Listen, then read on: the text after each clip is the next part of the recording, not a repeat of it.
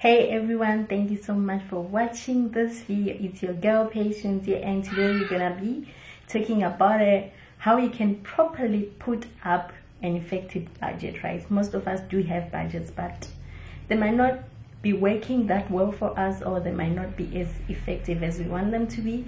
So about 2 years ago, I actually learned how to put up an effective budget, and it has really been working and has helped me make better financial decisions, right, and actually save more money, right?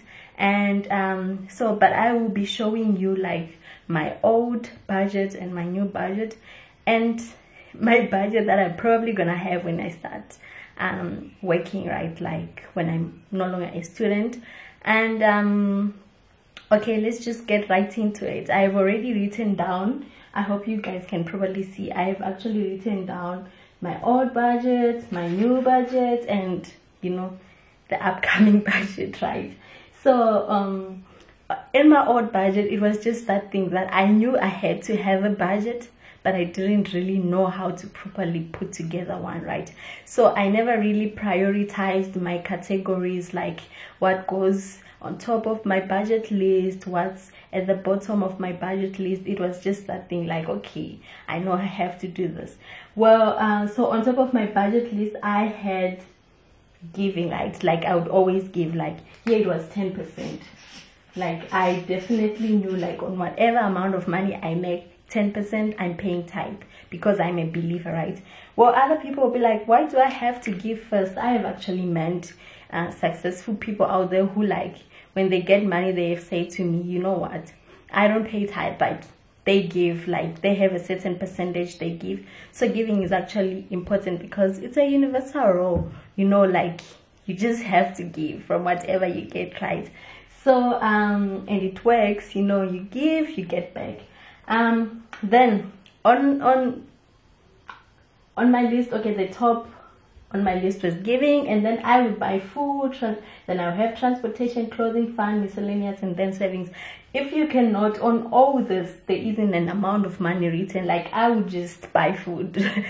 Whatever amount of money I have, I just buy food. And clothes, I would buy a lot of clothes. There wasn't that thing like I'm spending X amount of money on clothes. It was just that thing like, okay, this month I have more money, so I'm gonna buy more clothes, right? I would buy clothes that I don't even need. I just like it, and I'm like, I'm buying it, you see. And then transportation, I never also really had how much something served towards, not served, but an exact amount, or an assumption of how much my transport for the whole month might cost.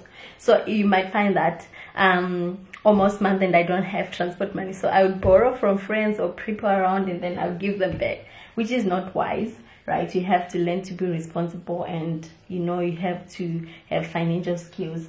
Then savings was the last on my list. If you can see, savings was the last on my list. And because I wasn't doing well I wasn't making good financial decisions up there, like you find that at the end of the month I might not have anything to save.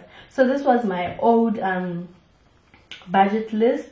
Then I actually 2 years ago I had to revise it, right, relook everything and put down together a new budget list.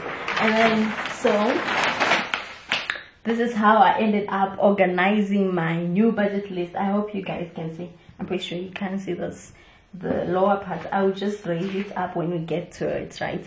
So this was my new budget list, and on the first, you can actually see giving 10%. Tithe was always there, right? I've been a good girl there. Then you can actually decide how much you want to give out, right? And then I have savings. Now my savings, you will see that it's no longer on the bottom part of my list. I've actually put savings on top. Like before, I actually use my money on myself, I save the money. So I save 25%. The reason why I have a certain percentage that I'm saving is because I don't get money or earn money in a way that I know month and I'm getting this exact amount, right? So it's always fluctuating. So that's why I have a percentage when it comes to saving. So I know, like, whatever amount I make, I'm saving 25%. Whatever amount I'm given, whatever amount I get, I'm saving 25%. And then after saving, then I start spending money on myself, right? Then I buy food, and on food now you can see like it's written rand YYY. Like I know, like I have, you know, and like an amount of money that I spend on food. So it's just that thing, like I know, like okay, maybe it's playing around 500 rands or 1000 or 1.5, depending on how much food you need, right? So it's that thing on my budget. I know, like I have a certain amount that I put aside for food. Also, when it comes to transportation, I have X amount for transportation, miscellaneous things.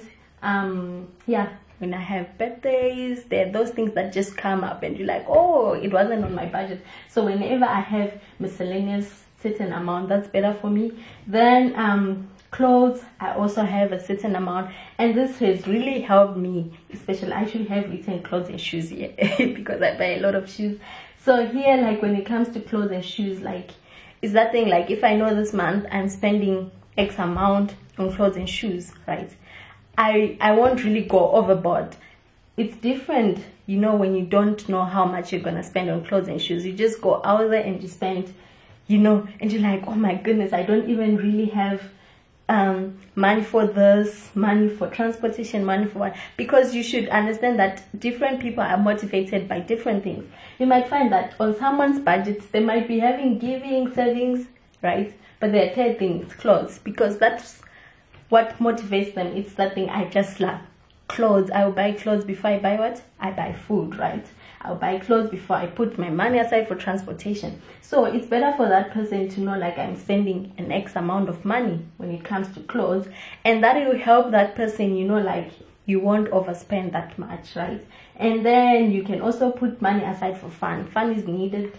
So yeah, then you realize that this is just a time a budget list for a student, because there aren't those things like utilities. I don't have them. I don't have insurances like housing, health, because I'm still a student, and those get catered for, you know, by my parents and my guardians, right? So I don't have all that, which is great, because like right now I just be focusing on a few things. So I said I will also show you like what my list will be like when maybe I'm no longer a student, right, and I'm working. And okay, so the first thing will be obviously giving. Like the reason why I put X% is because my plan is that on top of the tithe, right, currently when I give to people, like just giving, it's on the miscellaneous, but yeah, it needs to be X%, right? Then savings, X%, you Y%, utilities, you really need to know how much do I have to pay for utilities, insurance, food, transportation. Just having that rough amount, you know, that estimate amount, it's very important, because when you have an estimate amount of what you're going to spend on this, it can really help you out, right? So this will be another one that I will be using once I'm no longer a student, because I have utilities, I have insurances, you know. So it's just that thing of putting up things and prioritizing, like what should I pay first, which expenses should I attend to first, right? Then you see here, like I wrote number 3, I hope you can see number 3 to 7, 65%. So it means that after giving and savings, number 3 to 7, I will be using what, 65% of my income. So you might be asking, what if like the 65% is no longer enough for food, for transportation, for clothes, right? I will actually share with you on part 2 of this video how you can actually survive within that 65%. I'm not saying you'll be living below your means. You'll still be living within your means, like living there and buying the same amount of food, using the same estimated amount for clothes. But I can actually show you how you can actually multiply this 65% and increase the money, right? And in case you also like you realize you have estimated amounts here, right, and you actually realize, okay, I still have extra money, you can actually still take it back to what? To saving. So thank you so much for watching this video. Watch out for part 2 and share with others. Watch out for videos every Mondays and every Fridays. Cheers.